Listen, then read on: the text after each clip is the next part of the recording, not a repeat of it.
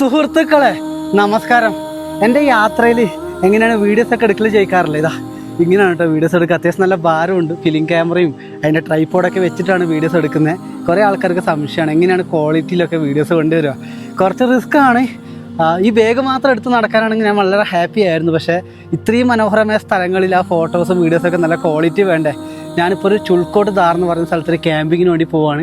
നല്ല ശാന്തമായ ആരും ഇല്ലാത്തൊരു സ്ഥലത്തേക്കാട്ടോ പോകുന്നത്. പക്ഷേ സന്തോഷം മാത്രം, യാത്രയിൽ ഇങ്ങനെയുള്ള സ്ഥലങ്ങളൊക്കെ എക്സ്പ്ലോർ ചെയ്യാൻ പറ്റുന്നുണ്ടല്ലോ.